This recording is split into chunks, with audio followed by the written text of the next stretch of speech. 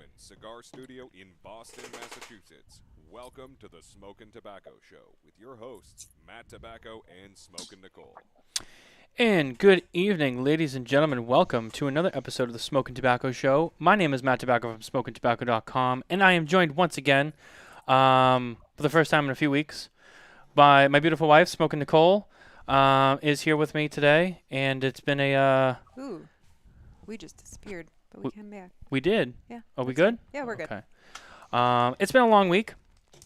It has. It's been a long week. We had to say goodbye to one of our family members, and yes, I am talking about an animal, and they are just as much as part of the family as anyone else. I don't care what anyone says. So it's been a long week, but we're hoping to bounce back today. You know, it's show night. It's Thursday. It's cigar time. You know, that's what it's all about. And we have a fun guest with us here tonight. If you haven't figured it out, from Crux Cigars, as I and Nicole, we wear our beautiful swag from Crux Cigars. You know, a lot of companies, they give out a lot of cool stuff.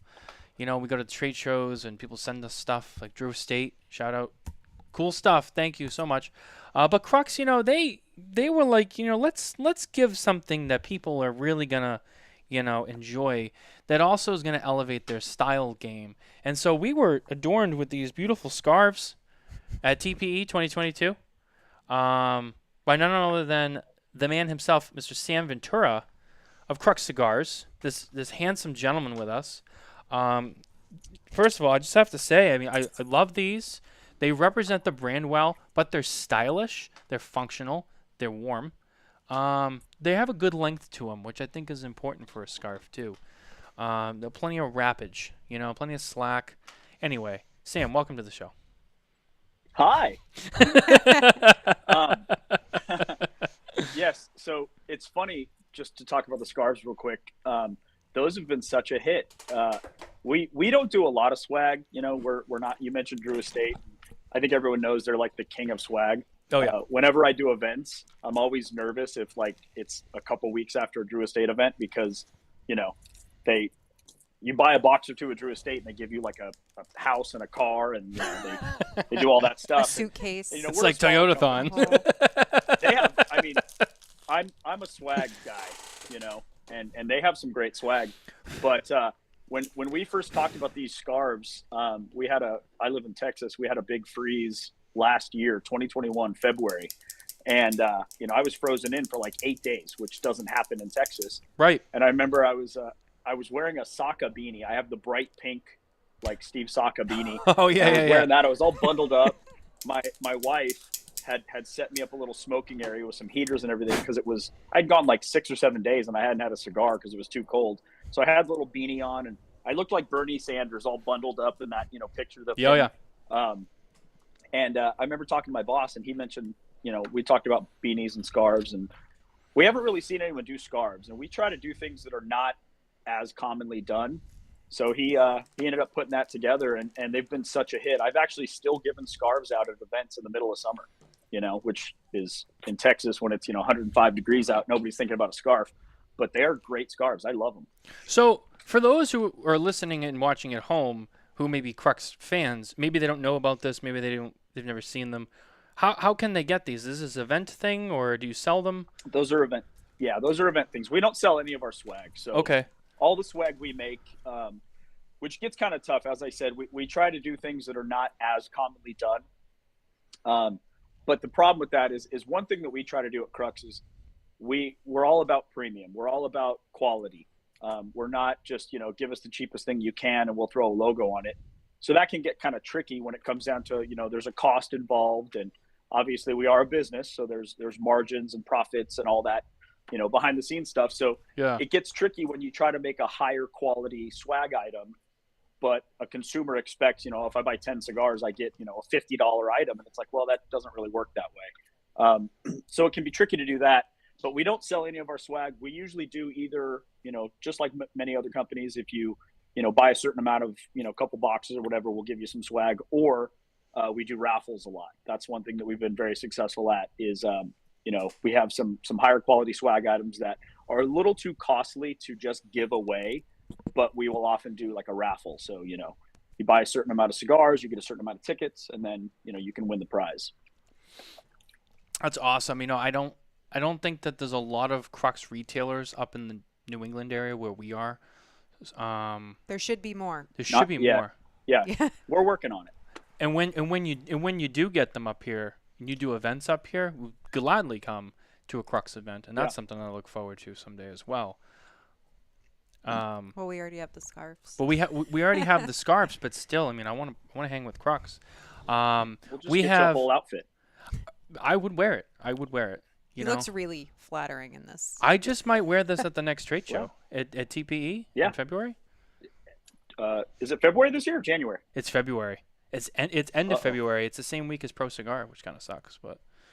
Oh wow. Yeah, I'm not sure how that one's gonna go. My wife's birthday is the 17th, so as long as it's not on the 17th. I think it's the 22nd to the 24th. Yeah. Something like that. Perfect. Yeah. Which Priorities. your wife's name is Kristen, right?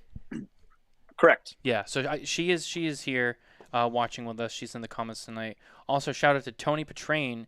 That name sounds familiar, and I want to say I remember that name from the raffle. Yes. Did he win the raffle? I hope he won. I don't know. I feel like he. I feel like I did remember. It like 2 years. I feel like I remember his name from the raffle, because I feel like I remember his one of the winners, and I was like, oh, cool, okay. And every time, like, I don't remember the list, but I feel like when their names come back up again, like when they watch the show, whatever, I'm like, oh, he was on the list.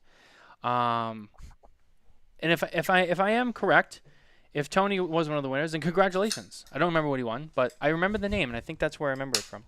But anyway. Nice job, Tony. Yeah, it was. Thank you to everyone who came out and helped support us with that endeavor, and we'll be back shortly right after the new year, but we'll talk about that later. We're still putting pieces together on that one. Sam, before we go too far, before we have too much fun, I just want to ask you really quick a simple question. What cigar are you smoking with us tonight? I am smoking the Crux Epicure Maduro. Ooh. Twinsies. So is there's like a half-second delay from my motion to the screen, so I'm trying to so Crux Epicure Maduro, one of my favorite Maduros in the world, not just because I work for the company.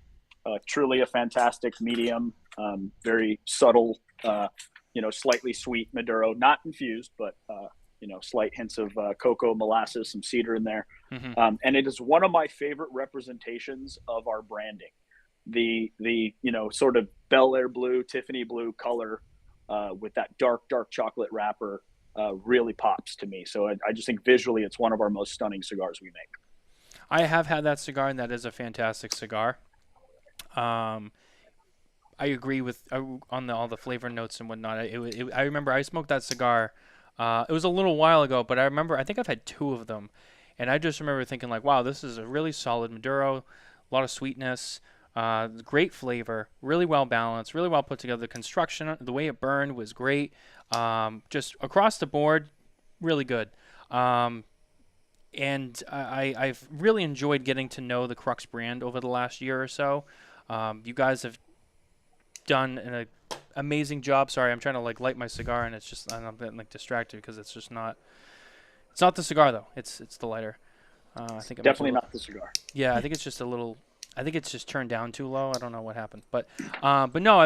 It's Crux is a brand that we first met you at PCA last year in 2021, and that was when we first also were introduced to the Crux brand, and it's been great. Right. Getting to know you guys and getting to know the cigars and smoking your cigars, and you guys have some really nice stuff that you make, and you have. And we're going to get into all that later tonight, so I don't want to get too far ahead of myself because I have a couple of things that I definitely want to highlight from you guys that I think are great. To finish us off, I am smoking the Crux Guild, which this is my first time having this cigar. I have not had this one. Sam, tell us just a little bit about this cigar. So the Crux Guild, that was actually my first favorite Crux. Even before I worked for the company, that was the one I gravitated towards. And it still is one of my favorites to this day. I actually finished that before the Maduro.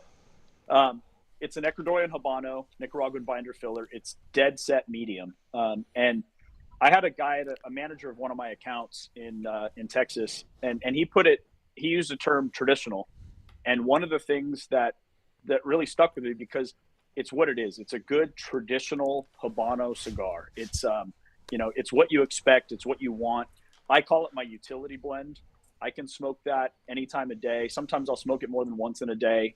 If I get to that point where I've smoked to a few things. What I like about the Guild, specifically for me at least, is I tend to pair certain cigars with certain things. For example, the Maduro I love with Guinness. Guinness on draft with Maduro, something about that just goes really well together. But the Guild is one, which I've been told the Guild pairs excellently with red wine, specifically Pinot Noir, but I've yet to try it because my wife keeps drinking all the red wine. I hope she's still here so she hears me say that. The Guild is just one that I can light. It doesn't matter what I'm drinking or what I just ate or anything. It just comes through, and it's a good just kind of utility player. It's always, it's kind of my old faithful. Right. It's a safe go-to at any time. It'll do the trick, and it's a stand-up cigar. Like I said, this is my first one, so I'm excited to really get into it. And almost everything, I don't think there's been anything that I was let down by, but so far everything in the line that I've smoked, and I've smoked almost all of it at this point, very solid, very good, well balanced, just really good across the board. I smoked. So we were at PCA in July, and I did have a cigar that I don't think you guys make anymore, and I think you remember the one I'm talking about, the Lancero, with the old bands. The Ninfa? Yeah. Was it the Ninfa or was it the Du Connoisseur? No, it was the Ninfa. Was it Ninfa? Yeah. So we don't currently produce that cigar. That was actually the first cigar that Crux came to market with. 7x33, double torpedo ends. Yeah. That didn't look right on camera. Now that I do that without the audio, it's like, what are they doing over there? Oh, man. That is I still get requests for that. I still get people talking about that all the time. That's a fantastic kind of little niche cigar because it's a 33 ring gauge. So they're rolled a little tighter than usual, so they don't, start to blossom too much when you smoke it. But there's still a rabid Ninfa Maniac, which is what it was originally called, following for that cigar. Fantastic little smoke. And shout out to, was it Matt or Garrett? It was one of them from How About That Cigar. I think it was Matt Ty who gave it to me. It was either Matt Ty or it was Garrett Robinson. And I'm sorry, but it was one of them. And they're interchangeable. No. They're, They look like they could be brothers. They really do. They do. They do. They do. I think PCA this past year, was the first time I was able to realize they're two different people. Yeah, you know why? Because Garrett started to dress nicer, grow out the beard more. Yeah. Their clothes were a little bit more similar and on point. Garrett dressed up a little bit more than the usual. I'm going to a punk rock show. Just gonna hang out. It's funny. So I love those guys to death, though. So I talk shit, but I love them. I don't know how much of the story of the first time you and I actually met has been told on your show. But we hasn't. Our first interaction was not the best. No. The owner of our company has a saying, and it's first impressions are eternal, and he's very much right. And your first impression of Crux and myself was definitely not a great first impression. And I tried to make that. I tried to make up for it, and I hopefully have now. But it kind of started this thing where I now get to do a lot more interviews at the trade shows. And the trade shows are so hectic and chaotic, and your mind's going a million miles an hour. You're saying the same things over and over again. I got to stop doing that with my hands. I'm making the weirdest damn gestures. You're like Ricky Bobby with the hands. Just we felt good about the car. Yeah. So I did an interview with those guys, and I think we spent more time talking about my coworker in a lumberjack shirt with suspenders and no sleeves because he's got big, strong arms. I think we talked more about that than we did about the cigars. So I'm like, well, maybe I shouldn't do the interviews because I get off track real fast. It's okay. When you come on a show like this and you have a lot more time to do those interviews, it's okay if you get off track a little bit because it just makes the show more fun. The trade show stuff it's pretty short and quick, so if you get off the rails there, it's kind of like, all right, we gotta bring this back in. And I've been saying the same thing over and over again all day. So when media walks up and hey, can you tell us about the line? I'm like, yeah, sure. And that's actually, that's what happened the first time we met is I didn't face the camera, and I had just I had a rough morning, and it was just, the circumstances just ended up not being great, and it has now led to this, which now, you know, I've done a couple more quick trade show interviews with you, and they're a lot of fun, but I always kind of get nervous that I'm going to say something stupid, which I'm known to do. It's okay. For those who didn't see it, and you can see it, it is out there. It's on our YouTube channel. For the PCA last year, pretty much it started out like this. Hey, what's going on? I'm Sam from Crux Cigars, and yeah, we don't really have anything new here to show. We have some packaging that we've reworked and stuff like that. Okay, yeah, sure. Hey, and that's kind of how it started. And in fact, I think that's how you started your PCA interview this year. It was kind of like, well, that's what we did, but this year we did it on purpose. Yes. So, you know, last year, I had never done the interviews. It was the second day of the trade show. I had a great first day, and I was going into the second day just elated, ready to rock it. You know, it's all about, you know, making new relationships and sales and all that stuff. And I remember you guys came up about 10 minutes after I had a slightly negative interaction. A really large order got cut down by a lot. And that kind of put me in a frustrated mood, is the best way to say it. My VP, Casey, who normally does all of our interviews, he was in the hospital the day before. My wife, who was at the trade show, had to take him to the doctor multiple times because he was legitimately sick. In Las Vegas? So he was not going to do it. Yes. Wow. Yes. So, and I remember this as clear as day. Like, it's weird the things that stick out, but you guys had walked up to the booth. About 10 minutes, I kind of had this frustrating incident happen. He's sitting there. He's not feeling well. I believe he actually had a doctor's appointment lined up a few hours later. He was just kind of trying to lay low in the booth. So when you guys walked up, and he normally would do the interview, he wasn't up to it. So they go, well, you're going to do it, Sam. And I'm like, you know, wasn't in the best mood, but fine, whatever. So they tell me, you know, you guys were like, all right, we'll set up the camera. I'll just ask you about the line. And then as soon as you say go, I turn to the case to show you the cigars, because that's what I've been doing all day the day before. I'm not thinking of the camera. I'm just thinking about, this is our core lineup, da-da-da-da-da. And as soon as I'm done and you go, oh, yeah, we're good, we got it. Casey and Tony, he's Casey's cousin, he's one of our other sales executives, they both look at me and they go, you didn't look at the camera. You had your back to the camera. And I was in such an annoyed mood that I think I kind of probably used an expletive or two and was like, then you should have effing done it. And I turned to you. I remember I was like, do you want to do it again? And I was clearly not like friendly about it. And you were like, no, I think we're good. I was like, all right, thanks. And I just walked away. And then I find out that you guys got engaged that weekend. Yeah. That's it when was you that got day. engaged.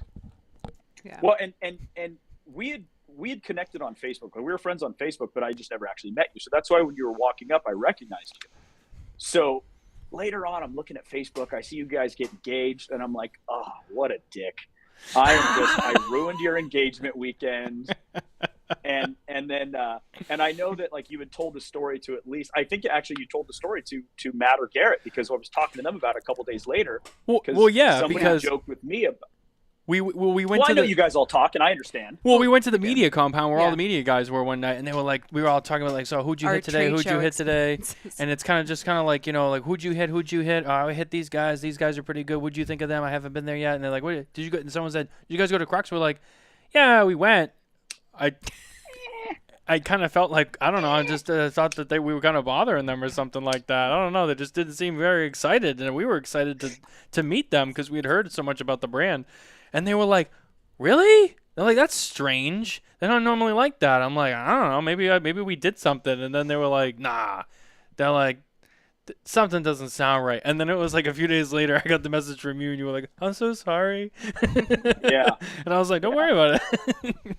Well, and I realized, like, I didn't even offer you a cigar. I was literally like, boom, boom, boom, done. It's okay. So yeah, but you know, luckily we were able to, I think, at least mend the fence enough to have me on here, and you haven't punched me in the face yet, so that's a good start. If it makes you feel better, so first of all, by the way, I have to mention this. Our cutters and lighters brought to you by Cigar Blondie Accessories. Check them out at cigarblondie.com. Cutters and lighters with the signature blade flame, nice flat, sexy flame. Although I have to turn it up. Amazing cutters, durable, rigid, sharp, cut right through on the first try. Cigar Blondie Accessories. No, it's funny. So I'll tell you a story, and a lot of my audience knows this. I don't know if you know this, and there's always people who probably never heard the story. So everyone knows I'm very close friends with William Cooper of Cigar Coop. One of my closest friends in the business. He's taught a lot. He's taught me a lot. We do a show together. We do the Spare Note series on Saturday nights. And, you ask anyone about, you ask, one of us about the other one, nothing but great things. We've done a lot together. But my first meeting with Coop was even worse than yours. So I remember when I first started, this was going back 2-3 years ago. And, it was 2 because of the show. So one of our first episodes, I think we were probably like episode 4 or 5, I started sharing it on social media, and I would send it, I would DM it to certain people, because back then I was just trying to get my name out there, and I was just sending it to everyone because I was brand new. No one knew who the fuck I was. And I sent it to William Cooper, and I knew who he was, and I was just kind of going there. I was like, I'll send it to this guy, maybe he'll like it, because he did, whatever. I got a message a few hours later, and it was this long, and I'm like, oh God, what's this? And he was just like, why would you share that with me? We're competing for time slots. How dare you? And this and that. And I'm like, what the fuck? I'm like, what what's is this guy's this? problem? And I said something to Carney, and he's like, don't worry about it. Coop's all right. I don't know. He's just probably upset about something. I'm like, that's weird. So months go by. We get to the end of the year, and it was the end of 2020. And we invited him on the show. Well, what happened was, I was talking about I was going over the schedule for the next 3 months after the New Year, so January, February, and I think she said it to me, or I don't know. Somehow it came up. We were like, yeah, Coop, and I was like, well, he didn't really like me. And it was and I think Nicole was like, just send him a message and just just be like, hey, I didn't mean to offend you or something, and just see if he's cool. Want to be a guest on our show? And then be like, maybe he'll come on. Yeah. So I sent him this long message hey, I didn't mean to offend you. If I did before, I'm sorry. This whole thing, hey, we're just kind of waving the white flag. I'm just trying to be nice. Do you actually want to come on our show? We'd love to interview you. He sent me the longest message back I have ever received from anyone. And it was he basically was just apologizing. And I was like, oh, it's all good. He's like, no. To this day, we will be on the air on Spare Notes. We'll be having a grand old time. And it'll come up, and he'll be like, I'm still sorry about that. And I'm like, Coop, just shut up. It's so long ago, and we've made so many laughs since then. It doesn't even matter that you're sorry anymore. You've made up for it. It's fine. But he'll still apologize. I still feel so bad. I'm so sorry. I'm like, Coop, let it go. It's fine. It was years ago. Well, it's funny. Sometimes you're an asshole to somebody because you need to be an asshole to them. They deserve it. They did something to warrant that. And 5 years later, you're like, yeah, that's what I did, because that's what it was. But in the case of our first interaction, it had literally nothing to do with you. It was just, I was stressed out, mentally. I talk all the time. I've been on podcasts. I'm not shy. I don't mind being on camera. I don't mind being interviewed. I don't mind any of it. It was just I wasn't in the right headspace. And it was just, that kind of confluence of circumstance that made it just not the ideal time. And that's why I reached out, because I reached out. I'll say it, right now, my boss didn't even know I reached out until after I had sent you some cigars. I just did it on my own, because not only did it make me look bad. I've done a lot of stupid shit in my time, so me looking bad isn't the end of the world, but I'm representing Crux Cigars, and that's not the company we are. And the How About That Cigar guys are correct. We're a very nice group of guys, Oh yeah. We enjoy what we do. It's a family company. I always like to tell people I'm like the step cousin, but it's one of those things where even though I'm not related to those guys, I feel like I'm going to a family gathering every time we do a trade show or anything. So I just wanted to make sure that, obviously the fact that your media does have some weight to it, but even if you weren't media, I don't want to know that I was the reason anybody out there has a bad impression of our company. And that's why I reached out to, let me at least send you some cigars and apologize. So you can at least try the cigars, you're right there in front of us where we got all these samples and you didn't even get something that alone was worth, reaching out. But I just wanted to make sure that we weren't, that you realize it was just a timing thing. It had nothing to do with you. it was just, sometimes that happens, especially in Vegas when no sleep, hungover, and Oh, that's true too. That's very true. And I'm laughing at you, but I'm also laughing because Coop said, "I'm here." That's a true story. It's like you say his name Yeah. 3 times I and he appears. I tell you, I love him to death. I love him to death, but he'll still bring it up. And I'm like, Coop, don't just let it go. It's fine. We've done so much since then. It doesn't matter. No, but it's true. And Crux has been, we've seen you guys obviously several times since that, and it's been nothing but great. Got the scarves, the cigars. I want to talk about Crux, but really quick, I wanted to ask you about you. So Crux is not your first cigar industry position that you've had. it is not. Now, did you work with Les Mann previously? I did.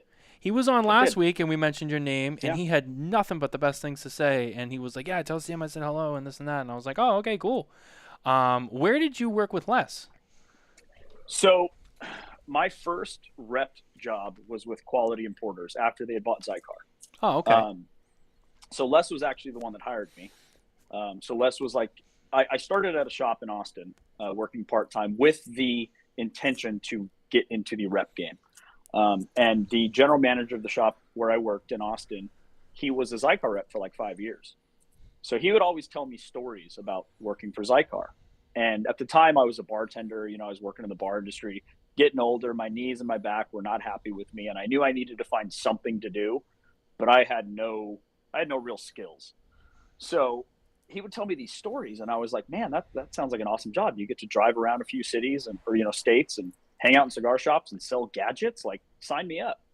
So I ended up getting a part-time job at his shop and I wanted that Zycar job. So when the existing at the time current Zycar rep announced he was leaving, I pretty much hounded that general manager of the shop. His name is Jim Harrison. I hounded him to get me a contact. I didn't want any special treatment, but I just said, get me the right email address of who I can send a resume to. I didn't want to just send it to a blanket, info@Zycar or Quality Importers, whatever it was. I wanted to send it to an actual person so I could write them a letter, and introduce myself. Well, he ended up helping me out and he sent it to Les for me. He wrote me a great letter of recommendation. So I give him a lot of credit for me actually getting that job. And Les will tell the story. I don't know if he told you or not, but he's mentioned it a few times when I see him at trade shows, that I was the first person he ever interviewed and hired without ever meeting, because we did everything by phone. I don't think I heard So that. I did not meet anybody in that organization until about 3.5 weeks after I started, because I started in January of 2019. And so that was my first foray as a rep into the industry, and got to meet a lot of people and do a lot of networking. That's actually how I met Casey, the VP of Crux. Met him on the road with Zycar, and we kind of became I'd say friends. I think he prefers I say acquaintances, but we got to know each other enough to where when they were looking to hire their first direct sales executive, I was able to get this job. And when was that? I started with Crux in January of 2020, January 20th, 2020. Wow. Okay. So 7 weeks before the world shut down. Wow. That's a tough time to So start. I tell you, man, it was, obviously we didn't know it was coming. Right. And so previous to me, Crux had a couple different, they had a couple different people that worked kind of focused on sales, but they didn't have like a full-time rep. And so for many years, Casey actually did all of the sales for, the country. He lived in Miami and he would fly to different, states and cities and kind of get some foundational accounts and kind of get the ball rolling, get the seeds planted. And then we did a rebrand in 2019, and that was kind of like the rebirth of Crux. It was around the 5-year mark. So when it was time to hire, I was able to get that first position, which that was one of the big draws to me, was working for a smaller company and kind of starting with their, like I said, the rebirth. So I realized that when I took the Zycar job, I stepped into an existing territory that had a massive account base, and I had to either just be as good as the last guy or better than the last guy. Basically I had to make sure I didn't mess it up. Right. But I didn't really, at that point, the company was so big and the account base was so big that I couldn't really shine. I couldn't really make a difference, because it was basically just like, don't lose accounts was pretty much my goal.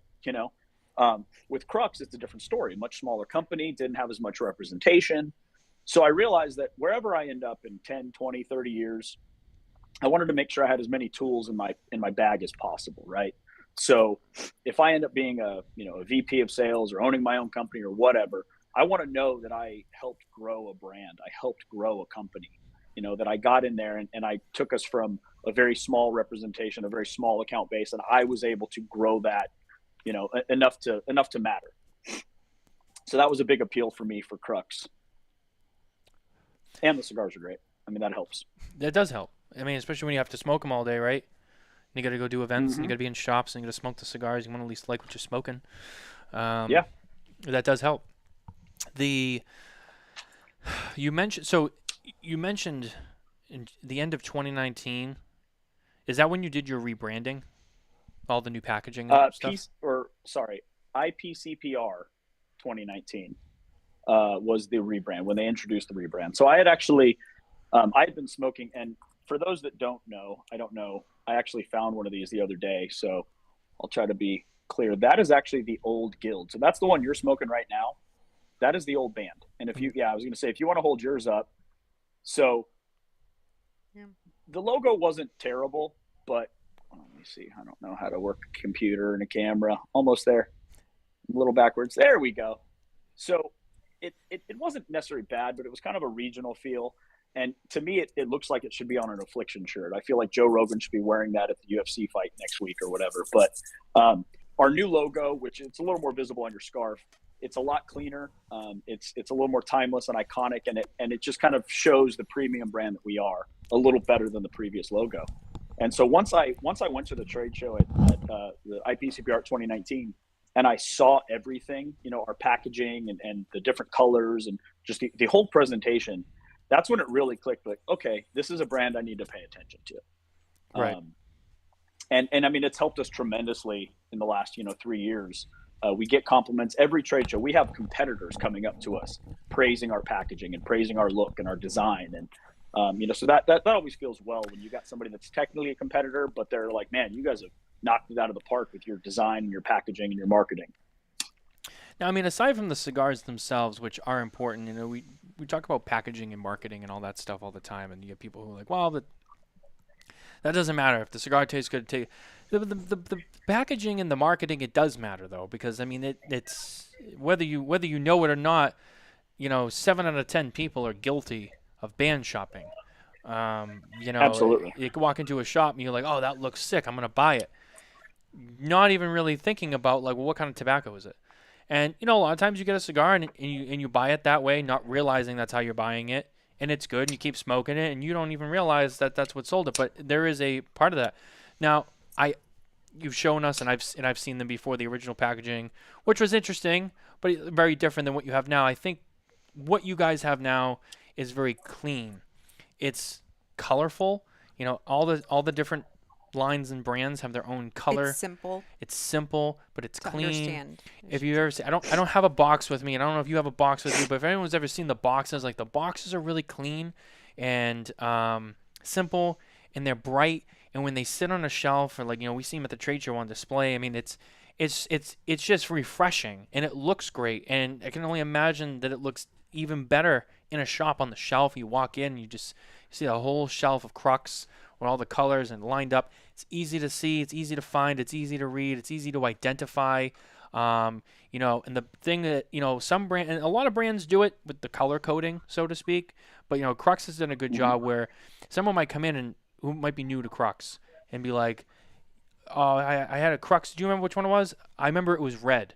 Oh, okay. So it was the Epicure. Oh, I think it was blue. Oh, well, that's the Bull and Boar. I mean, it's easy for people to remember, too, when they come back, and they might not remember what it was called, which I think is great. The other cool thing about the boxing that you guys do, which I don't know if anyone else does this, is you have boxes of 20, I believe, correct?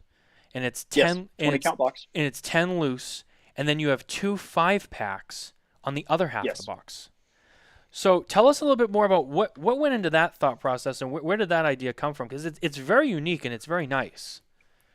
Well, I know, like, the owner of our company, he opened his first cigar shop in 1992, so 30 years ago. So he's been in this industry for a long time, and he's very familiar with the retail side of things. And he looked at basically 3 points of purchase. And Oh, shit. speak of the I devil. called it the Thank you, wrong brother. Appreciate it. I was unprepared. Sorry, Sam. I have to cut you off apologize. for a second. I called it the bull and boar. I meant to say the bull and bear. Sorry. I didn't even hear it, so how dare you? I meant the bull and bear. But- Sorry. But I will show. This is what our box looks like. So, Oh, and I that's saw sick. Jason. So I'm actually at the shop where I met Jason, where he used to work in Arkansas. So hi, Jason. But Jason just said the descriptions of the cigars on the lid. And so it might be kind of hard He to did. read, but all of our boxes, all of the lids will have a flavor descriptor, kind of an info panel with, some tasting notes, a strength meter, a little flavor descriptor, just something to catch your eye. You see that there's different, the color, the contrast with the color and the white. And then, yes, as you said, which I'm blocking my view. So this is our bull and bear. So you can see that there's 10 singles and then there's 2 5-packs. So what that does, that gives the consumer an option. So once they find their favorite Crux and they go, okay, this is the bull and bear Marblehead Gordo. I love this cigar. It's so good. And they're going, they might be going to a barbecue, play golf, go to the lake, whatever they're going to do. Well, you can just grab a 5-pack. It's got its own barcode and make it easy.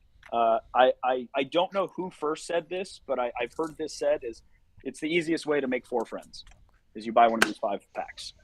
So that really just kind of was a thing to help the retailers. Some shops, I travel to a lot of cigar shops.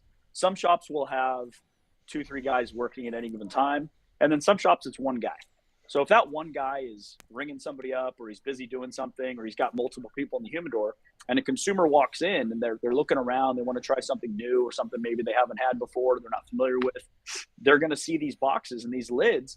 The color is going to bring their eye to it because it's changing a little bit now, but historically humidors were just walls of brown and tan and wood, muted colors, not a lot of pop to them. So it kind of helps draw your eye. And especially when you see multiple facings together, you kind of just see this, colorful little section and it draws your eye. And then that helps the consumer without, some people don't want to ask questions. They just want to go pick something on their own. And so it kind of helps, like they can read the flavor descriptor and they can see like, okay, this is a medium or, medium plus and, cocoa, molasses, cedar, like that sounds great. That's what I love in a Maduro. And then that kind of helps take a little of that workload off of the retailer. Yeah, I especially like the fact that, like you mentioned before, it's the easiest way to make 4 friends. It's great because for me, when I started buying boxes, even as a regular like full-time smoker, I mean, you and I smoke a shit ton. I would feel like the average cigar smoker does not smoke as much as we do. But No. So even more for those people. And then you have the people who still are just really more occasional smokers. I mean, enough that they buy somewhat regularly, but they don't smoke daily or even weekly. I didn't realize like how slow it actually takes to get through a box sometimes. Not because you don't like the cigar, but because you have so much stuff and you're like what you're in the mood. It's always changing, and then you're buying this and you're buying that, and then you're smoking this and that, and you'll buy a box and you'll go through like the first 5 sticks because you'll be like, oh, these are great, and then you move on to the next box because you're like, oh, now this is a new box. So it's nice because instead of just having that box of just all the singles, and it's like then you get these 5-packs, and then the next time you got to go somewhere, I know I run into this too. Where people are like, oh, like either I know I'm gonna bring cigars. Or someone say, hey, well, could they know? And they go, hey, can you like bring some cigars? I'm like, yeah, no problem. And then I do this thing where I go in front of the cabinets and I'm just like, what do I bring? And I'm like trying to put a thing together. And that's nice because you can just go to the box and be like, you know what? I already have a couple 5-packs in here. Grab them, done. And you're ready to go. Yeah. And it's you're so just simple. like, It's so convenient. yep. And I think it's great. And then but you still have like the singles part that you're going to grab here and there as you're smoking them. And then you have that convenient 5-pack that I feel like, in that box, that pack is meant to be shared, or it's meant to be, smoked. You're not. I mean, maybe you like the cigars, you're gonna smoke the whole thing, whatever. But when you buy that box, it's like you got half the box for yourself, and then you have this nice 5-pack that it's like, it just makes the most sense to share with a friend. So when you go somewhere, you're grabbing that, you're ready to go. You got 5. That's more than enough usually for most of the small gatherings you're going to, and they're great cigars. And people are going to enjoy them. So people who are new to cigars, who might be like trying to, like get into it or learn from someone like you who knows, oh, we'll try Crux. This is a good cigar. Look at this 5-pack, blah, blah, blah, blah, blah, blah, blah. And it's a great experience, and it's a great idea. And I know other manufacturers are really about the fresh packs. You guys don't do anything with the fresh packs, do you? We don't currently, no.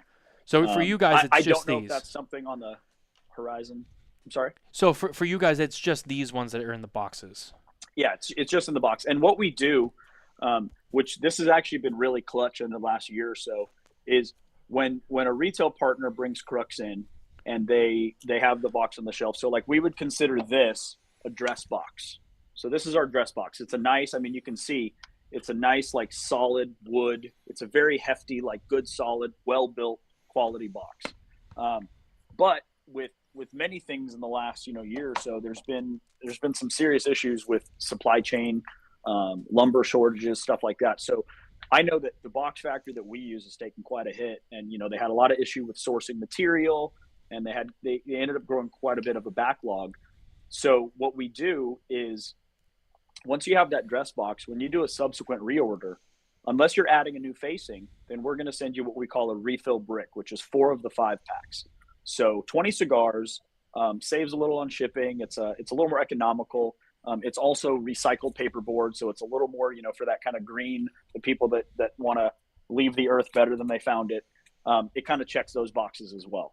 And that makes it just a lot more convenient. They're easier to store. You don't have this big bulky box. You just have these nice little kind of cubed 5 packs or refill bricks that post up really well, and you can stack them and they still look great, but it just kind of makes things a little easier to refill the dress box as needed. So we have a couple of questions from the audience here, and I just want to scroll up real quick before we get to that one. First one was from a little while back. We kind of missed it. Scooter Chriswell says, my first Crux was from a Privada Club Monthly. Great cigar. Still working with Privada, ? So I believe the one he's talking about was a special size of our Epicure Connecticut. Okay. If I to my knowledge, that's the only one we've done with Privada. That's something that our VP handles. I don't know if we have anything else in the works with them currently. So I'm not sure, Scooter. I apologize.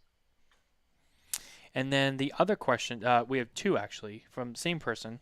The first one is any affiliation / conflicts with Crux beers in Bend, Oregon. Is it Oregon? Yep. And Bend, 2, no. does Crux have contingency plans around the Nicaragua embargo? Think Crux is exclusively produced in with Nicaragua? Yeah. So, it's funny. That's a question that I've had recently because it came up actually last week in some shops I was visiting. People started bringing that up.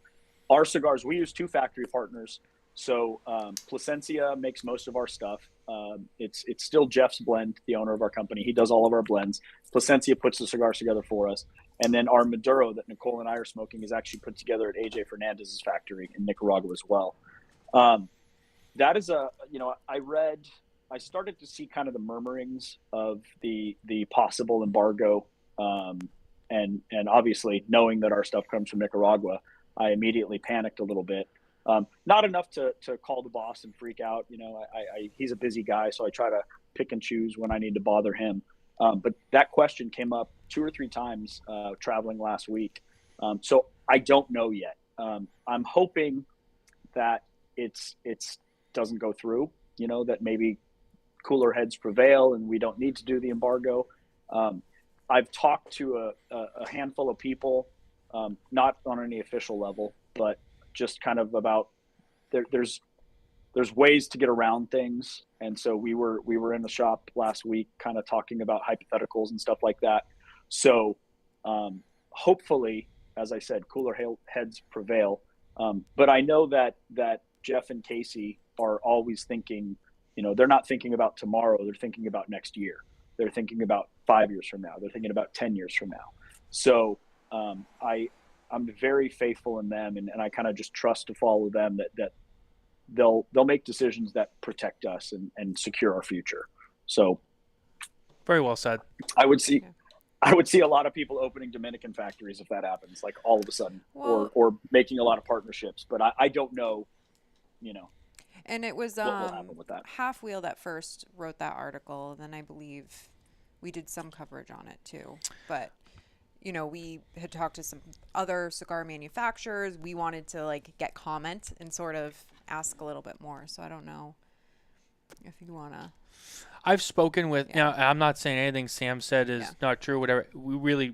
There really is no concrete answer on this. I've talked to a couple of large manufacturers, the owners of those large manufacturers, and I asked them myself, like, hey, there's this, and I don't want to get too into this topic on the show tonight, but what I will say, since it's here, I have spoken to a couple of bigger manufacturer owners about this issue, and I had said, hey, I had heard this, and and Charlie put out this story, and I don't really know much about it. What do you think? And the consensus I got was, obviously anything can happen anytime, right? They don't feel that it's immediately like a major threat of something that's going on. I think some of them have some things that they have kind of waiting in the wings in case, God forbid, it does happen. But the consensus I got was we don't, we're down here, and the people we talk to and the lobbyists, we don't feel that that's a real threat based on the information that we have. And they wouldn't say much about it, and I didn't want to push, but that's what I heard. But again, I don't know. I don't really know. I'm not down there. You're not down there. It could happen tomorrow. It might not ever happen at all. So it is it's one of those stories that's, it's there. It's out there. People are talking about it, but I just don't. There's not enough information on that to really answer it for everyone. It's still in the early stage, so it's still kind of a whether it's a threat or whether it's just a tactic. But obviously, I hope it doesn't happen. But if it does, fortunately, I think there's a new Applebees opening in my neighborhood, and I can probably bust a table or two. It's been a while, but I think I still have those skills in my tool bag somewhere. My name is Sam. Welcome to Applebees. Tonight's specials are a filet with a grilled shrimp add-on, and that comes with mashed potatoes. Also, the margaritas are $4 tonight. Let me know if I can get Long Island iced teas are $1. Limit 10. Does Applebee's have filet? I think they have like a sirloin that is from. I don't know. Yeah, I threw it out there. I haven't eaten Applebee's in years. My wife hates it, so she doesn't let me eat there. Yeah, I haven't been there in a long time either. We were talking about it the other day. It came up on TV. Only because we saw all-you-can-eat wings, and that was kind of. I was like, when's the last time we were at Applebee's? And I was like, yeah, we have to check in with them, see if they've stepped up their game. It's been a while. Probably not. Let's hit the news really quick. I have some interesting news that I want to bring to the audience's attention. For those who may not know, our news is once again brought to you by Micallef Cigars. If you head over to MicallefCigars.com today, you can sign up to become an official ambassador. And while you're at it, you'll get your ambassador number, your ambassador coin, and check out the Facebook ambassador group for all of your fellow Micallef ambassadors. You can smoke, socialize, check out their line. Great cigars, MicallefCigars.com. And shout out to Dan Thompson from Micallef Cigars, who is watching and says hello to all of us. And I believe they had a very successful Micallef open house. They did. This past They weekend. did. We were not able to attend this year again, but from what I saw and what I heard, they had a great open house once again down in Texas, down in the Fort Worth area of Texas. And so congratulations to them. They have some cool stuff lined up for next year. Dan was on right before PCA. We saw some stuff. I've heard some whisperings about some things that might be happening. I won't say. So I'm very excited. Micallef's going to have a good year next year. But anyway, speaking of brands, last week we first heard the news that Crowned Heads and Ace Prime have separated and ended their agreement on distribution. Both sides saying that they terminated it. Crowned Heads said that they ended it. I spoke with Luciano. Luciano had said, hey, we ended this, a few months ago, whatever. As of November 1st of this year, it's done. Crown Heads will have no obligations or responsibilities to distribute Ace Prime. However, also coming up this week, Luciano went ahead and announced that Ace Prime is going to be rebranded as Luciano Cigars and will launch an independent distribution. Luciano announced Ace Prime Cigars will rebrand as Luciano Cigars and launch an independent U.S. distribution after more than a decade and a half in the industry. Luciano will now direct a fully vertically integrated company from seed to smoke, enabling a deeper pursuit of his passion for premium cigars and the people who make them. So it's a lot of news within a 7-day period. This kind of separation, rebranding. We got our own distribution going on, which, by the way, I love both companies. They both make great cigars. They both have great people. I love people on both sides. A little disappointing on this story here. I was a little shocked because I was like, oh, wow, things seemed like they were going well. And then this happened, and a lot of changes have come up now. Sounds like bigger and better things for Luciano, though. And, yeah, we'll see where it goes. Yeah, Luciano has definitely had a nice couple of years. He's been making some great cigars. That new Mas Ignis that came out, very good. Very, very good. I had that cigar recently, and that one really blew me away. So just, all the best to both of them, especially Luciano, going off on his own, being a smaller brand. Nothing but the best to him. Love those guys. He's actually coming on the show in a couple of weeks, I think. I can't remember if it's October or November. I think Luciano's coming. He's coming on. I just can't remember exactly when, but I know it's coming up. So we'll get to talk to him all about that on the 2 show. weeks. Oh, it's 2 weeks. Yeah, Okay. the 6th. Okay, so on the 6th of October, Luciano will be here. We'll talk to him all about that. So really excited for that one. Don't miss that show. That's going to be a good one. And that's going to do it for the news this week. So yeah, that's a lot of news there. And you can read more about it at smokintabacco.com. All of the stories for both of those are up there. I'm sure it'll be a topic on Spare Notes. Oh, yeah, we'll talk about it more on Spare Notes. That's a good point. This Saturday, 9 p.m. Eastern, same place. You know where to find us. William Cooper and I will be back together. We'll probably talk more about it then, too, so that's another good point. We'll get into that. But anyway, moving on. Sam, back. Hi. I also enjoyed the Mas Ignis, and I'm very curious to try that wine. Yes. Yeah, I haven't had the wine. And the pairing together. Because apparently all the tobaccos were tested for their pH balance to specifically pair with the pH in the wine. If I'm paraphrasing, so I'm not a scientist, obviously, and I don't even know what pH stands for, but apparently it's supposed to be a great pairing, and I enjoyed the cigar. And that was one that I was looking for after the trade show because I heard so much about it, and I finally picked one up, and I was pleasantly surprised. It was a very good cigar. And a lot of times, trade shows come out, and a lot of people are raving about cigars, and might not be your cup of tea. So whenever I seek out a new cigar that I've been hearing so much about, it's always pleasant when it's actually really good. Well, the other thing too, and I mean, from Crux, you know this too. Sorry, excuse me. When we're at the trade show, cigars come out. You guys have samples. There's new stuff. People are trying stuff. It's very dry, especially in the winter. Like TPE in the winter, it's even drier. I mean, Vegas is dry, but it's even drier. So any samples you get like at TPE, don't even touch them. Bring them home. Let them sit, please. Don't touch them because they get so dry. They get air sick. I agree. And it's not going to be what the manufacturer made it for and what the reaction that they're expecting from you, because you're going to light it and be like, wow, this sucks. And it's going to be like, well, it's got like no humidity. And that's the other thing too. So people grabbing samples at the trade show and you hear this hype and you're like, oh man, you're like, oh, it sucks. And then that's why Coop and I always try to stress, like, don't judge a cigar based off of the show sample. I mean, to an extent, when you're at the show and you get it right there and it's fresh, if you're going to cut it and light it right there on the show floor, probably okay if you're going to sit there and smoke it. But if you're going to take it, throw it in a bag, and walk around for a couple of days and then, smoke it on your way out when you're going to the airport, no. I try to bring them home, let them sit, and then even after that, I'll go and buy them again and smoke them again and just smoke a fresh batch that just was all the way, humidified and all that, to get that real test out of the cigar, just to see how it stacks up. And that was a cigar that I got after the trade show, and I was not surprised. I was really blown away. I was like, wow, this cigar is great. And if I remember correctly, the winery is it a Spanish winery? I'm not sure.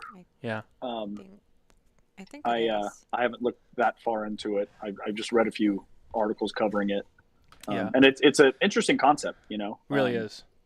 I'm curious to see, you know, if I get to try that wine at some point and smoke another Mas Igneous with it. But going to your point, you know, this year at PCA, sorry if I'm jumping the gun. By the way, No, I was we heading in this actually, direction. Yeah.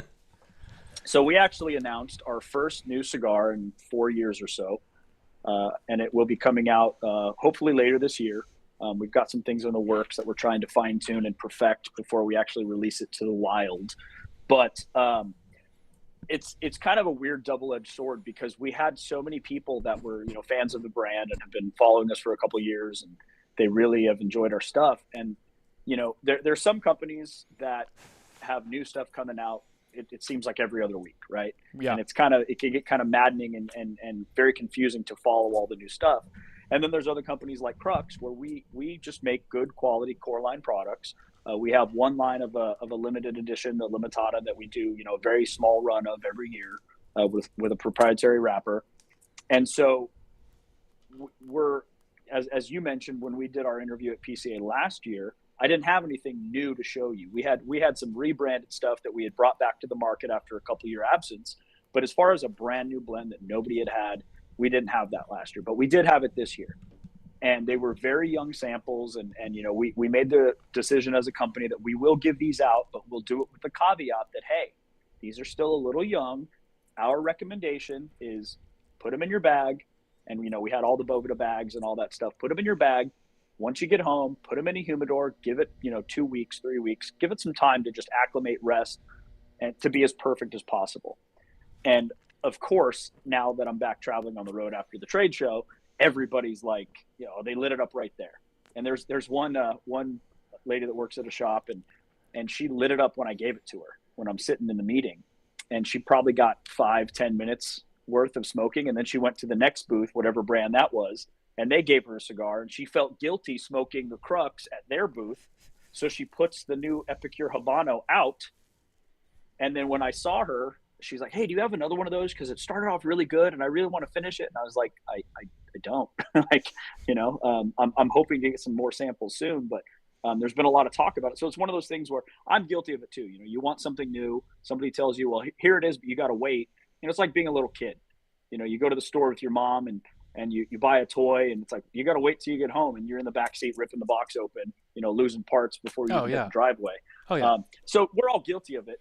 But I think what you said is you know, any cigar you try at a trade show, especially when it's in a place like Vegas, which is a just insanely dry climate, you really have to, one, consider that, you know, take that in consideration and give a little like leeway.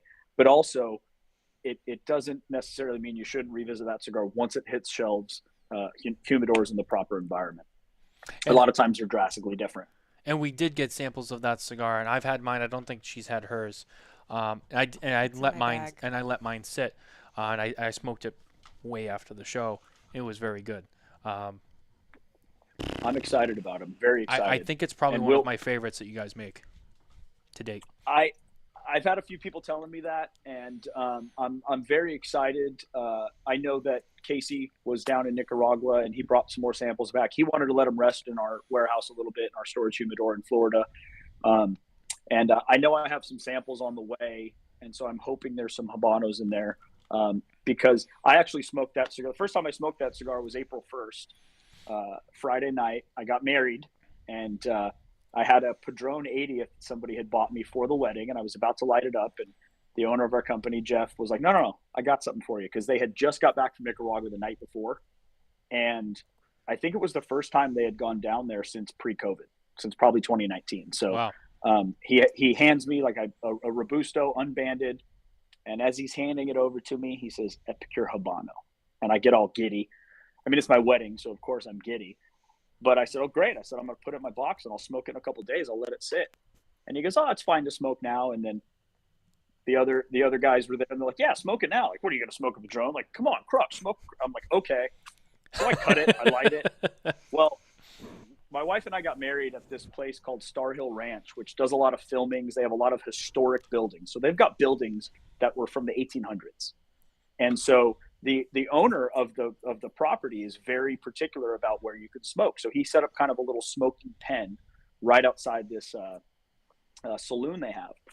And of course, I'm the groom. So every time I'd get 2 or 3 puffs standing in this little smoking area, somebody would scream my name because I got to go do a dance, give a speech, cut a cake, whatever. So it took me about 2.5 hours to get 3/4 of the way through this Robusto, having to relight it every time.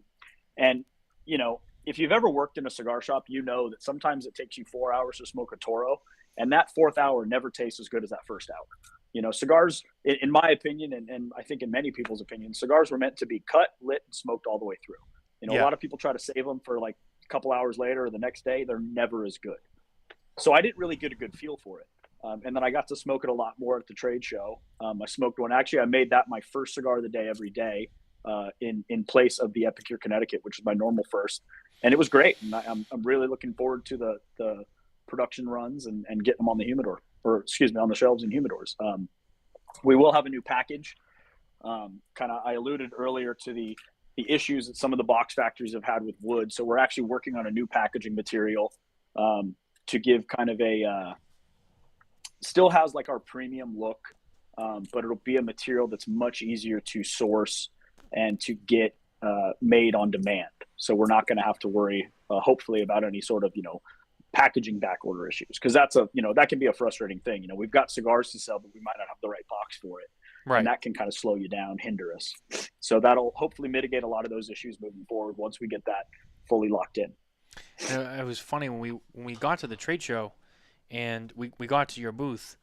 I don't know if you were with me, because there was a lot of the show you weren't with me. I was by myself. And no, I was there for that interview. Were you? Okay. She was there for Crux. It's before I had COVID. And it was, allegedly. I remember you were like, hold on one sec. And you went out back and you brought us up the samples and you were like, gave us the whole spiel about it. And then you were like, also, just so you know, you're like, I put these bands on myself in the back of the booth. And I looked at you and you're like, no, I'm serious. I put all the bands on these cigars because they didn't have bands on them and I was back there. So if they're kind of fucked up, it's because I did it. Yeah. Well, so that was another thing was, you know, obviously having to ship things internationally and when it's a time sensitive thing, we really wanted to make sure we had these cigars for this trade show, at least to display. And it was kind of a last minute game day decision whether we were going to actually hand the samples out or not, or just have a display and then we would eventually send samples out. So one of the things that they had to do, which is not common, it's not something we normally do, but it was just a circumstance of the timing, is they had the cigars sent to the States from the factory in Nicaragua. And they didn't have time to get the bands down there, get the bands put on, get them packaged and sent to us. So because time was such an issue, we had them separately.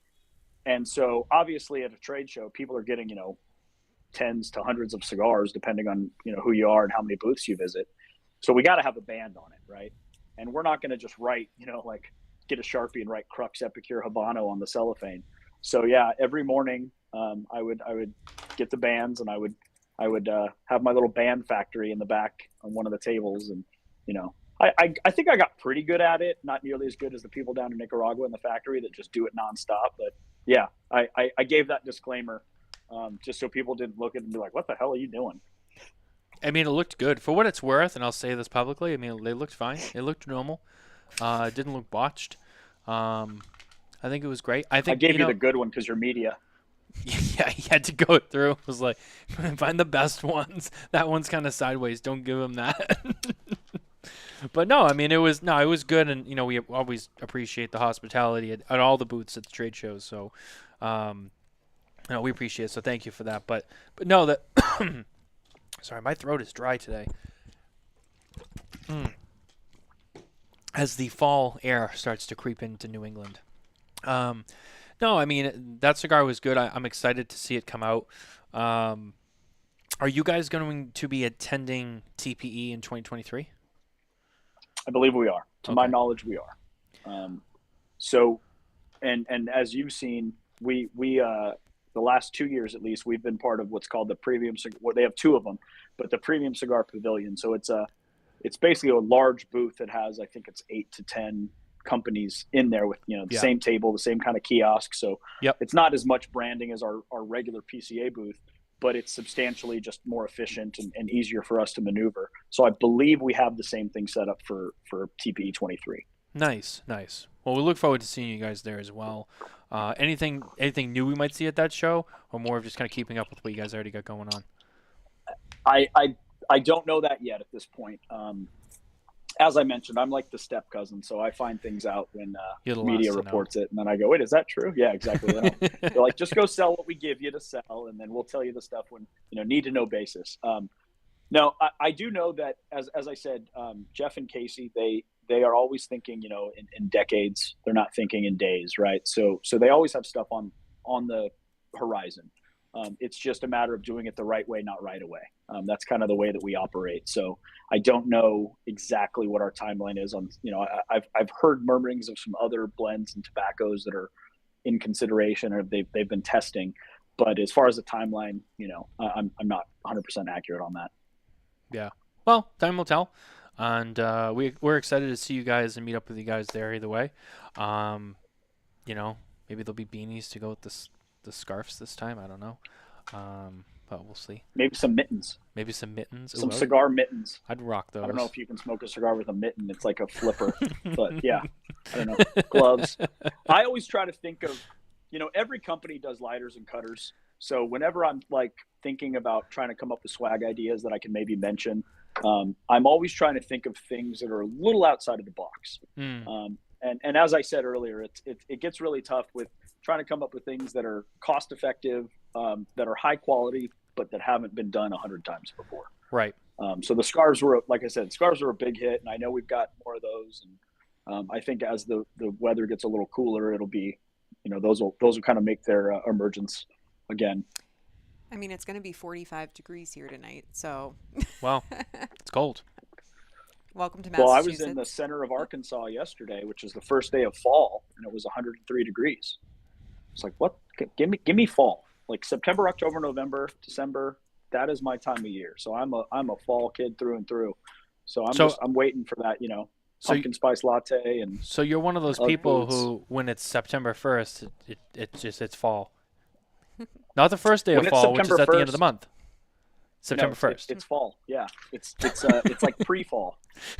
My wife, we just bought a house and moved into a new house the week after we got married, and my wife is, she was just chomping at the bit to get Halloween decorations going, and she started some stuff I think on the inside, but I don't. When I go home this weekend, I'll probably show up and it'll be like a haunted house or something. But we're big Halloween kids. So we want to make sure that our house stands out, So if you're big, like Halloween people, have you not come up to Salem, Massachusetts? No. It's so funny. That's true. That's a good point. I don't know if I said this to her or not, but the other night before I left town, we watched, it's kind of a dumb movie, but Adam Sandler Halloween movie, Hubie Halloween or Hubie or something like that. Yeah, I saw that. I don't know if you've seen it. Yep. Yeah. I mean, it had some funny moments. It's kind of corny. It's, it's Adam Sandler can be a fantastic actor. I mean, Uncut Gems and a lot of the movies he's done where he's been serious. It's like, wow, he's got some Rain skills. on Me was fantastic. Which one? Rain on Me, the one about 9/11. Oh, yeah, Rain on Me with Don Cheadle and that was great. Punch Drunk Love. Yeah. Oh, he's very multifaceted, but he defaults back to that dumb kind of comedy with Rob Schneider and all of his crew, which you can't blame them. They're having fun. But anyways, it takes place in Salem, and again, I don't know if I said this to Kristen out loud, but I remember thinking like, man, that's got to be fun to go out there like during the fall. I grew up in California where fall is just like summer light. So going somewhere where you actually have seasons, like that sounds so much more fun. And I would imagine, I've never been to New England, but I would imagine that being up in that area, especially around the Halloween times, would be just beautiful. So you've never gone right up my alley. leaf peeping? Yeah. No. Is that a thing? That yeah. Actually is a thing. Oh, yeah. I've never been cow tipping either, which is apparently what some people do in the Midwest. So I don't know. Apparently I haven't lived. What is leaf peeping? That's where the people who don't Peeping? live in New England, yeah, like peep show, like they peep, they look. Yeah. Like that's the people who don't live in New England, who live in places like, California, where it's like, oh, it's summer light, where the trees just stay green all the way, Yeah. and they come up to New England to watch the leaves go from green to brown and orange, and they're like, oh wow, look at that, because all the colors change. We call it leaf peeping. It's the people who come out to see that, and we're just like, That makes sense. the leaves change color or whatever, and people are like, wow, and it's like a whole thing for them, and we call them leaf peepers. So, are they called leafers? Because my wife just commented leafers. I guess that with that a would, very excited. I guess that's I acceptable. don't know. Okay, leafers. Okay, I'll go to her. It's a Yeah, new she's- term. I feel like leaf peeping, Okay. and like the last couple years, it's been a thing. But Salem is so much fun, and it's a zoo there. So most New Englanders do not go to Salem. I feel like during Halloween, I would at least the imagine. ones that I like would live imagine. close to Salem, they're like, like Yeah, let me stay away. Halloween season, like But pretty much it's- the whole month of October is just the day of Halloween Well, in Salem. Someone that I used to work with, she worked at a vampire store, themed store in Salem, and they would have a vampire ball Yep. every year, and it was like Yep. this Yeah. huge ordeal. It is a fun place to be. There's a haunted tour. Are we- They do like tours around the city, and it's like the haunted tour, and they show you where like, like the spookiest parts of town are, and like where all the witch trials were, and all that stuff, Yeah. and it's a whole thing. So if you love Halloween, yeah, that's like the Super Bowl Okay. of Halloween. Yeah. You have to go. We did a ghost tour in Austin because we now live just outside of Austin, but at the time we were living in Austin, and my wife, one of her good friends, it was her birthday, so we all went to this beautiful dinner with her family and friends, and then we did this Austin ghost tour. But it was like a Saturday night. We're just walking around. We walked so many blocks, just walking around Austin with some guy who was not weird at all. Just going like, yeah, somebody killed himself here. And it sounded like fun, but I mean, I don't know if I could have been on like a rascal scooter or something, I think I would have enjoyed it more. But yeah, I think going somewhere like Salem, where there's such history with that kind of otherworldly, supernatural stuff, I think that'd be a lot more. It'd fit a lot better, I think. Yeah, you definitely would have a good time. Well, now you have two reasons to come to New England. One, get Crux up here, and two, to come see Salem. Yeah. I'll ask Yeah. the boss if I can come up there during October to try to get some accounts going. Yeah, and bring Kristen with you. It's a win-win. Absolutely. She's never traveled with me other than to PCA last year.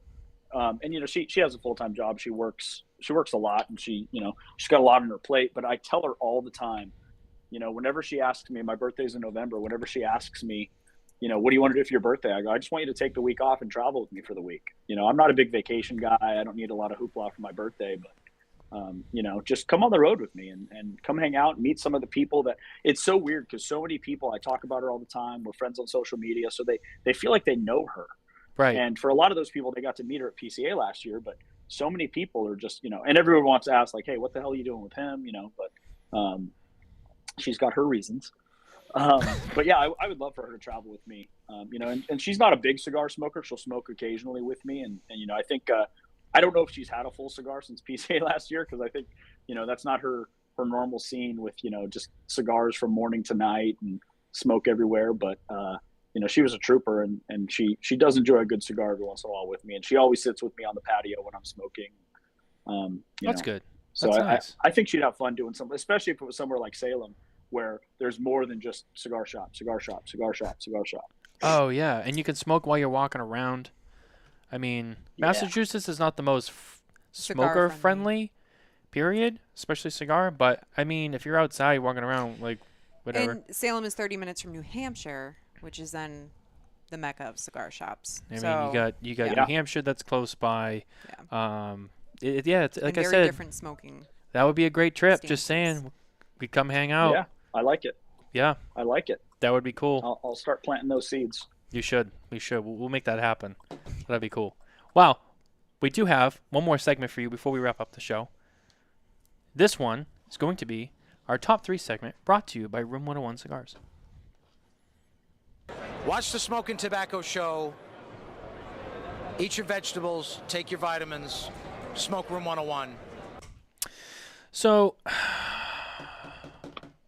got an interesting one for you. Now, since Room 101 is technically, yes, Room 101 Cigars That's why we're here, Cigars, Room 101. But, Room 101 is also it's a lifestyle brand. They make jewelry and apparel.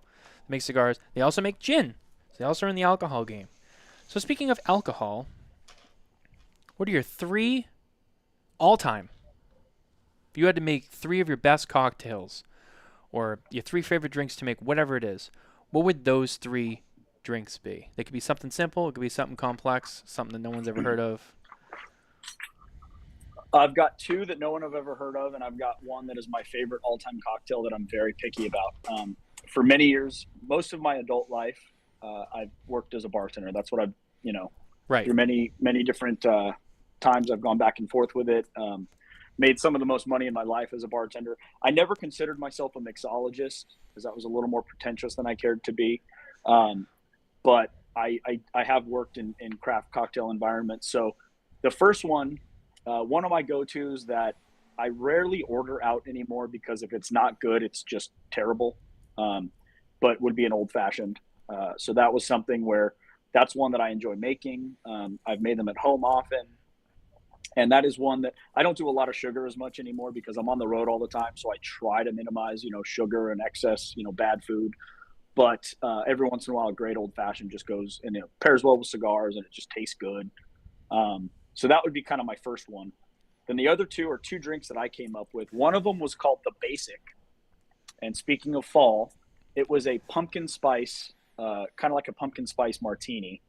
And it is the only time in my bartending career that I made stuff at home to take to work for this cocktail. So I did a lot of research on the internet and I made a pumpkin spice syrup at home and I made this cocktail. And I was actually talking about it last night. I was trying to find a picture of it, but it had a cinnamon whipped cream, fresh whipped cream topping.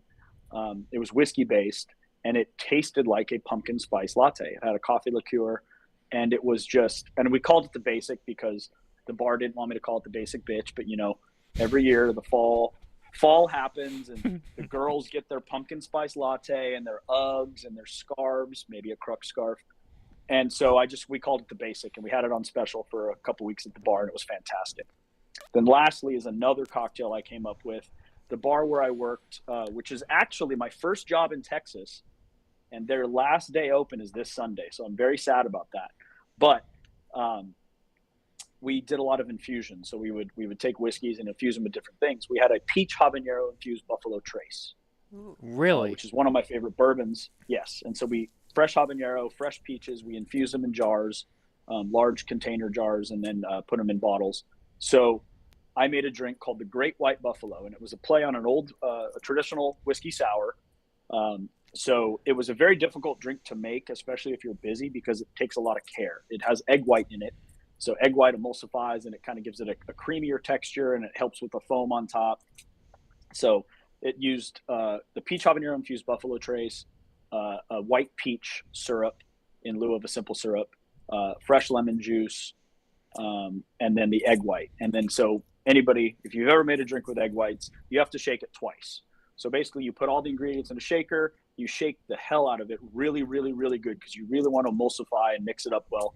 And that's called a dry shake. Then you're going to add the ice. You're going to give it another good shake that chills the cocktail. And then you do what's called a double strain. So you've got like a, mesh sifter, and then you've got your strainer, you pour it, and you have to double strain it. And you have to take some care to do it so that it comes out properly.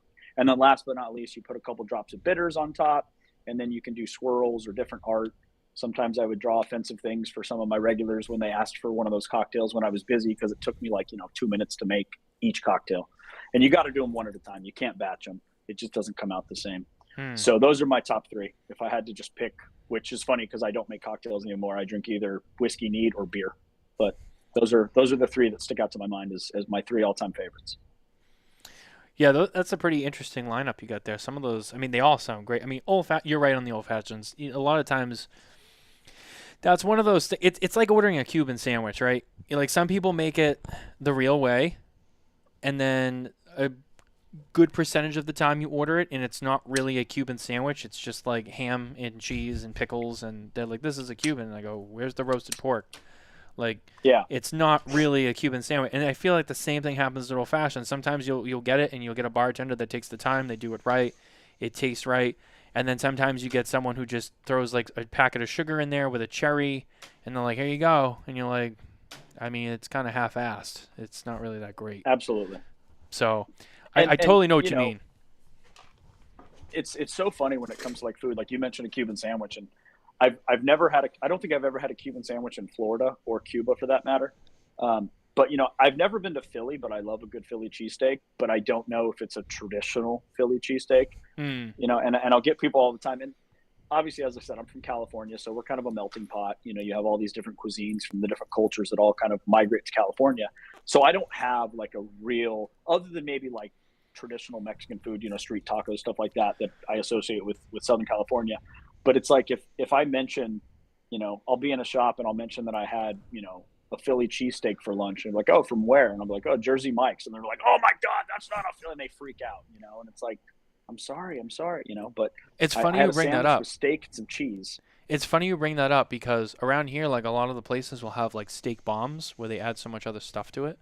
So I remember I texted Alex Tavella from Smokin, and because he grew up in Philly, and I was like, hey, I'm like, so I have to ask you, I'm like, is a steak bomb like a real thing in Philly, or they just do like a plain like? And he's like, what the fuck is a steak bomb? And I told him, and he's like, no, like that's not a thing. And I was like, oh, all right. But I was curious. I'm like, I don't know if this is like a real Philly thing or if this is something that someone else made. And he's like, no, we don't do that. I'm like, oh, okay, never mind. You know, I just learned on Reddit recently that apparently Peppers make it not officially a Philly cheesesteak, which I never knew that. I didn't know that either. But apparently, allegedly, a true Philly is only meat, cheese, and with or without onions, or with or without. But I have a Blackstone griddle, so I don't know if you guys know what that is, but it's just instead of a grill, it's a big flat piece of metal, and I cook on it nonstop when I'm home. And so I'll make my version of a Philly cheesesteak, but I'm putting jalapenos in there. I'm using white American cheese, and they're fantastic. I almost never eat Phillies out anymore because I just make them at home all the time. But if you look at, you know, which I don't know if you guys are on Reddit or not, but it's such an interesting place to talk about stuff. And people will, you know, somebody will post a Philly cheesesteak, and the minute you see, you know, red and green peppers, people are in the comments just like, that's not a real Philly. And it's like, dude, I made it at home in whatever state I'm in. Like, it's a fucking Philly. Oh, I mean, it's a friggin' Philly. Sorry. You can say that here. You said the F word, but I'm not allowed to curse. My show, my rules. My contract with Crux. Yeah, exactly. But yeah, that's what I want to say sometimes is like, you know, I used to have a much vulgar way of saying it, but when people give me a hard time about ordering a Philly cheesesteak from Jersey Mike's, well, that's what it says on the menu, you know? So if I want to order the sandwich as easy as possible, I'm going to say what they call it, you know? And then I had a more vulgar, colorful way of finishing that, but I won't do that here for your nice, friendly family listeners. Oh, well, we appreciate that. Thank you, Sam. That was a good top three. That was fun. We got into a lot of good information there. But before we wrap up the show, Sam, first of all, I just want to say thank you to Crux, for being here with us tonight. You know, it's been a great time. It's always fun to hang out with you, talk to you. The cigars are fantastic. I feel like we've covered pretty much everything that has been at the last couple of trade shows that, you know, you guys have, you know, had that's new or that you're talking about and stuff that you guys are planning on for the future.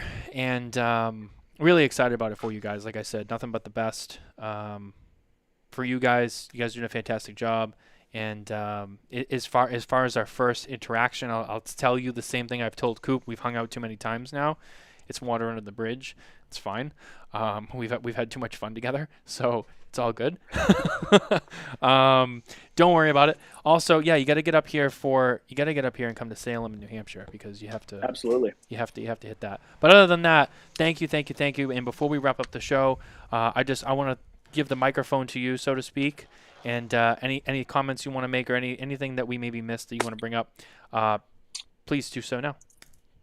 Floor is yours. I mean, just you know, we're on all the social medias, Crux Cigars, so Instagram, Facebook. I have a Facebook group. You mentioned the Micallef Ambassador thing. Actually, the day that I met Dan Thompson for the first time, I complimented him on the success of the Ambassador program, and I had been using the hashtag Crux Crusader because Crux is Latin for cross. So I've been using that for a while. And I told him that I had the idea of coming up with a Facebook group. I just wasn't sure how to go about it. And he said, you just got to do it. So literally 5 minutes later, I started a Facebook group, which I know you guys are in, Crux Crusaders on Facebook. Yep. So feel free, if you're on Facebook and you're a fan of Crux Cigars, please request to join the group, and I'll add you in there. And you can follow me on Instagram if you want. It's a little weird.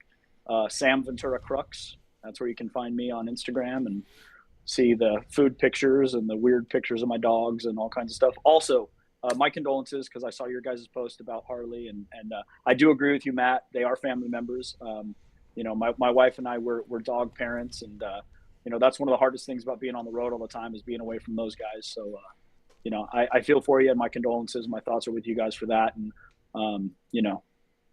Thank you. thanks for having me. Yeah. No, thank you. That means a lot. Guys. That was really nice. Thank you. Yeah.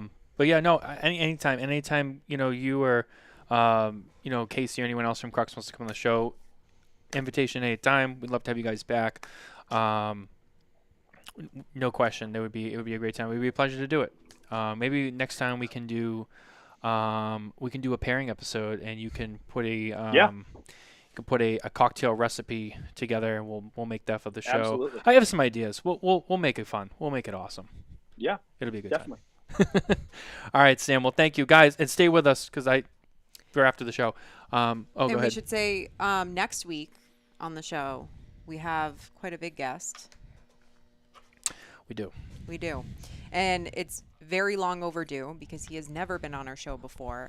And I'm gonna be honest with you, that show is probably actually gonna be our shows usually are like an hour to an hour and a half. That's probably gonna be at least 2 hours. Yeah. Actually, I think the max it can be is 2 hours because I think he has somewhere else he has to be right after. So it's gonna be like a 2-hour show.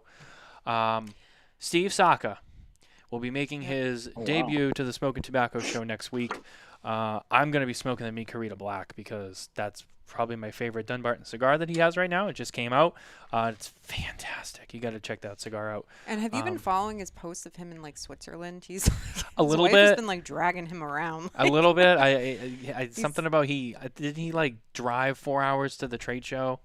Like they flew to Switzerland, then they drove up to Germany, and they went back to Switzerland. I don't know. But he was like hiking with his wife. Then they found like a tobacco farm in Switzerland, and he took pictures of that. Oh, he did? I didn't even see that. Oh, yeah. No, you got to follow. He has a whole thing. It's now like Swiss Squatch or something like that. I don't know. His hashtag, whatever. Anyway. Yeah. We'll follow up with him. He has a lot of fun. Yeah. He likes to speak his mind. He likes to share. He's not shy, so it's all out there. So we're excited for that. So tune in for that. Also, Spare Notes, as I said before, we'll be back this Saturday night at 9 p.m. Eastern with myself and William Cooper of cigar-coop.com. And you can always go to smokintabacco.com for more news and updates from the cigar industry, as well as you can find all of our social media links there, as well as all the links to our podcasts, which are on the podcast networks wherever you can get your podcasts. And while you're at it, don't forget to check out our YouTube channel, like and subscribe there. With that, we will see you next week with Steve Saka. Take care. Bye, everyone.